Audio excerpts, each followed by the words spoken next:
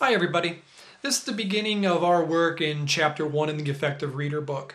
You're also going to need your Ready to Read More book because I'm going to be talking about both of them. But right now I want you to have your Effective Reader book open and starting on Chapter 1, which begins on page 7.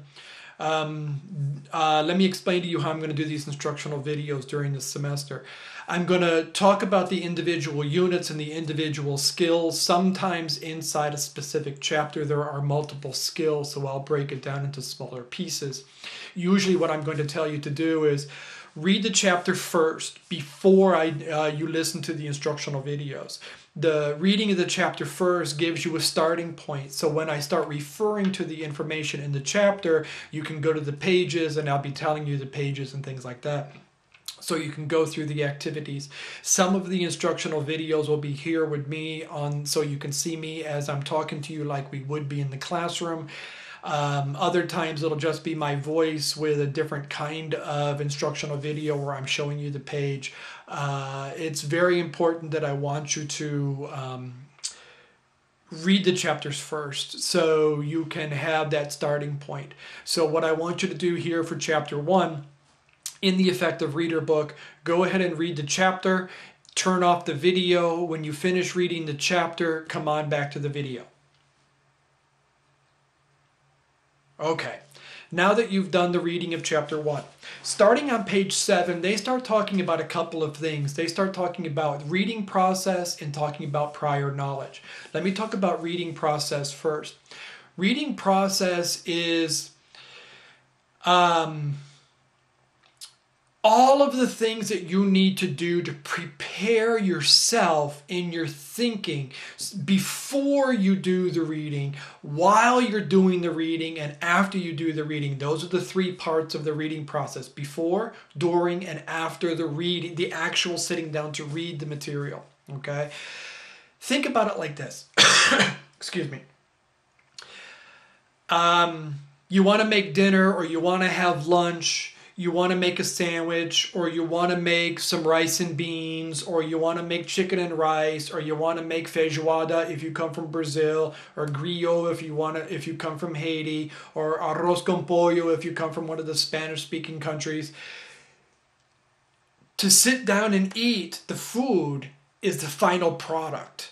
That's everything that you've done and all the preparation and all the cooking, and then you sit down. Well, the preparation is what you do before. The cooking is what you're doing during, and the enjoying, the sitting down at the table with your family to eat the food that you did, that's the after. Those are just like the three parts of the reading process. You have to prepare the food first. You have to have the ingredients for the dish. You have to have the stove or the oven, and you have to have the recipe or the know-how or the knowledge. You have to have the spoons. You have to have all the utensils. You have to have all the tools. Same thing here with reading. So when you're doing the reading process, make sure that you have your skills. Make sure that you have your tools. You have your book. You have a pen or a pencil. You have the highlighters. Make sure you have blue, green, pink, purple. Don't use yellow because yellow is really difficult to see. It's very important that you follow the skills. You have a quiet place without interruptions. Turn off the TV, turn off the radio, turn off the internet, turn off everything. Wait till your family goes to sleep, whatever. These are some of the tools that you're going to need to prepare to get ready for reading. Okay? Now, I want you to open up your Ready to Read More book also onto page 6 so you can follow along with the story in there, because I'm going to be talking about the reading process from Effective Reader, and I'm going to use I got a cough today, sorry. I'm going to be reading Ready to Read More. I'm going to be using Ready to Read More as the actual example. Okay. Now, prior knowledge. Prior means before. So you have to have something before. You have to know something before you can learn something new. That's the starting point. It's like writing a composition. You have to have a piece of paper and a pencil. You have to have ideas. You have to have the ideas to put on the paper, because that paper is something new. There's nothing on the paper, so your ideas are what you have already. So the prior knowledge is really important. Okay, so now let's get into the reading process itself. And I'm going to be working over on the green circle on page 11. Okay. The reading process before, during, and after. Let's start with before. So you have your ready to read more chapter or page 6 in front of you. You see meet the oldest living person in history. And the reading process, the first step is S. SQ3R. There's 5 things that you need to do. Okay. S means survey or to look quickly. Okay, take out your highlighter, pick one of the colors, pick blue for example, and whatever, and I'm just using it as an example, you could use whatever color you'd like. Whatever color you choose, that will always be the same color for the S part of the reading process. So look at the Ready to Read More book. Look at Meet the Oldest Living Person in History. At the top of the page, that's the title. Highlight it in blue. Underneath it, it says, a French woman sets a record. Underline that or highlight that in the same color. Okay, so you have blue for the title, and that underneath is called the subtitle. Highlight that also. So now you have the 4 different sections. Who is the oldest living person in history? And that's in a different color. That looks orange. Highlight that in blue.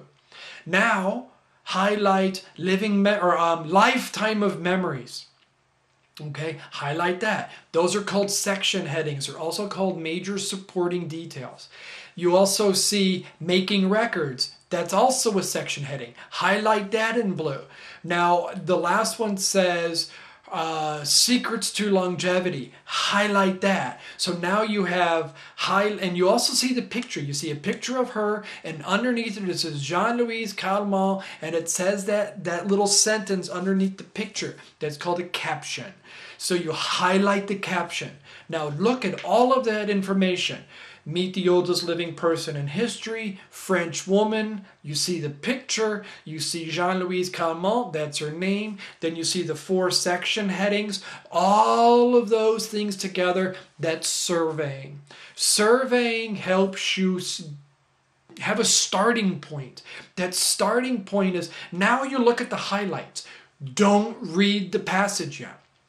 Look at only the highlights and say to yourself, basically, what is this reading going to be about?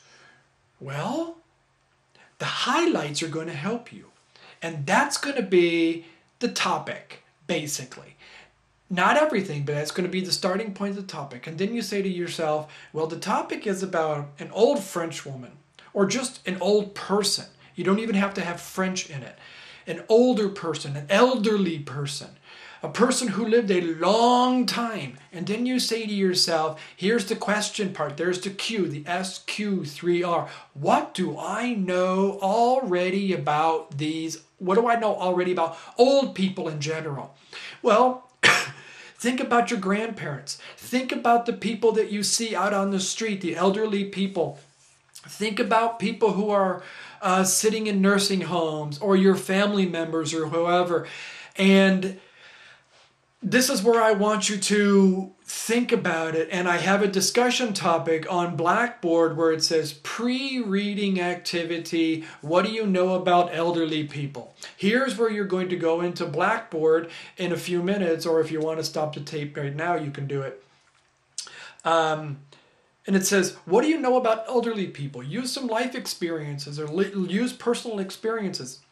And you'll be able to say, and you don't have to have a lot of knowledge. You can say, well, I have some grandparents and I remember when I was young, they used to. And what else do you know about old people? And, their physical, their health, their financial, where do they live? Things like that. And those are starting points. And notice something. We haven't read the story yet. But when you get done looking at your highlights, when you get done thinking about what do I already know about old people, then you can answer that question. That's a starting point. You're already starting to create comprehension. Understanding and reading is not just understanding the words, not just understanding basic stuff. It's taking what they're giving you on the page in creating new stuff, in connecting it. Here's where prior knowledge is very important. Connecting the prior knowledge to stuff that you